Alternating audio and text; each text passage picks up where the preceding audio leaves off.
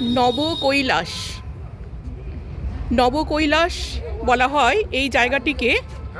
এখানে 108 শিবলিঙ্গ একসঙ্গে প্রতিষ্ঠিত আছে, তাই এই জায়গাটিকে বলা হয় নবকৈলাস। 108 মন্দির, এখানে 108 শিবলিঙ্গ একসঙ্গে প্রতিষ্ঠিত, তাই এই জায়গাটির নাম হয়েছে নবকৈলাস।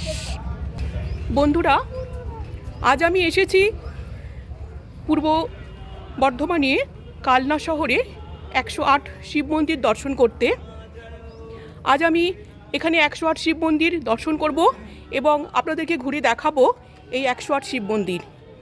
চলুন দেখি এই 108 শিব মন্দির। এই হচ্ছে 108 শিব মন্দির। দেখুন, এই 108 শিব মন্দির প্রতিষ্ঠা করেছিলেন বর্ধমানের রাজপরিবারের রাজা তেজচন্দ্র বাহাদুর। 1809 খ্রিস্টাব্দে এই 108 শিব মন্দির প্রতিষ্ঠা করেছিলেন।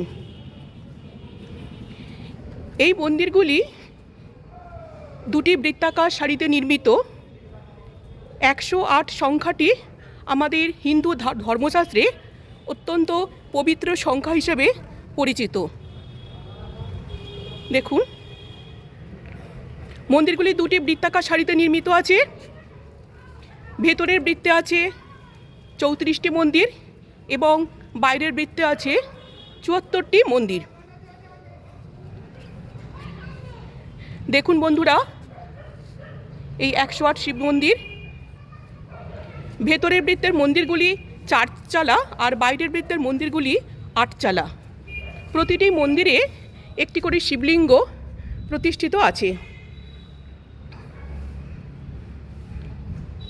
ভেতরের বৃত্তে মন্দিরগুলিতে রয়েছে শুভ্র বর্ণের শিবলিঙ্গ আর বাইরের বৃত্তের মন্দিরগুলিতে রয়েছে অর্ধেক শুভ্র বর্ণের এবং অর্ধেক কৃষ্ণ বর্ণের।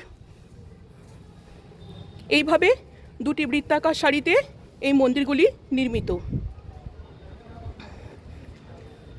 দেখুন বন্ধুরা, আমি দেখাতে দেখাতে যাচ্ছি। প্রতিটি মন্দিরে দেখুন একটি কালো শিবলিঙ্গ এবং একটি সাদা শিবলিঙ্গ। এইভাবে বাইরের বৃত্তে অর্ধেক অর্ধেক করে শুভ্রবর্ণের এবং কৃষ্ণবর্ণের প্রতিষ্ঠিত আছে শিবলিঙ্গ, আর ভেতরের বৃত্তের মন্দিরগুলিতে রয়েছে শুধু শুভ্রবর্ণের শিবলিঙ্গ। এইখানে ভক্তরা মাঝখানে দাঁড়িয়ে চোখে চোখ রেখে 108 শিবলিঙ্গ একসঙ্গে দর্শন করতে পারবে।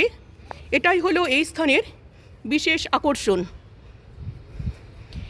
আর এই মন্দিরগুলির উচ্চতা প্রায় সমান, তাই দূর থেকে দেখলে এক জ্যামিতিক সৌন্দর্য অনুভূত হয়। এখানে শ্রাবণ মাসে এবং শিবরাত্রিতে বিশেষ পুজো অনুষ্ঠিত হয় এবং প্রচুর ভক্তের সমাগম হয়। দেখুন,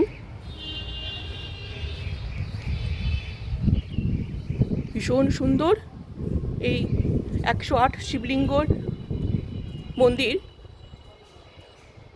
এখানে সত্যি একটা অন্যরকম শান্তি অনুভূত হচ্ছে এই পরিবেশটাতে।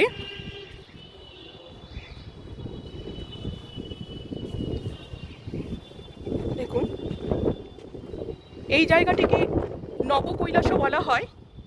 আমাদের হিন্দু শাস্ত্রমতে কৈলাস হলো শিবের বাসস্থান।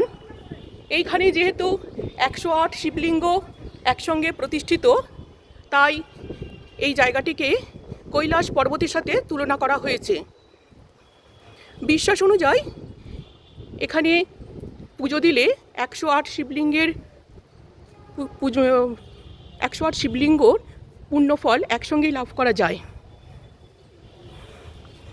দেখুন, আমি এতক্ষণ দেখালাম বাইরের বৃত্তের মন্দিরগুলি। এবার আমি যাচ্ছি ভেতরের বৃত্তে।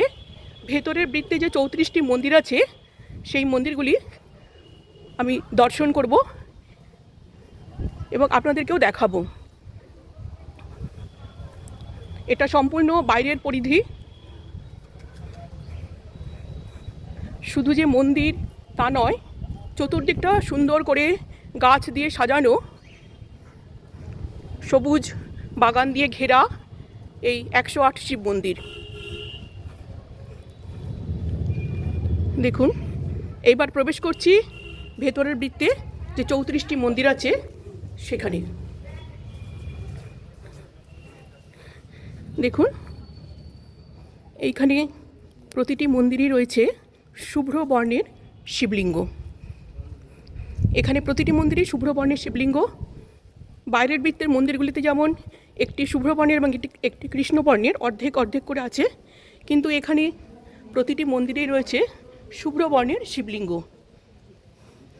এই মন্দিরগুলি ইট, চুন, সুরকি ইত্যাদি দ্বারা নির্মিত এবং মন্দিরের দেয়ালে অপূর্ব সুন্দর সব টেরাকোটার কাজ করা দেখুন, এবং বিভিন্ন অলঙ্করণ চিত্রিত আছে। এইগুলির মধ্যে রামায়ণ মহাভারতের বিভিন্ন পর্ব এবং শিকারের বহু দৃশ্য এখানে চিত্রিত আছে। এই মন্দিরটি, এই জায়গাটি আজ আর শুধু ধর্মীয় স্থান নয়, শিল্প পর্যটনের এক অমূল্য নিদর্শন। বন্ধুরা, আমি ভিডিওটা এখানেই শেষ করছি। ঠিক আছে, নমস্কার।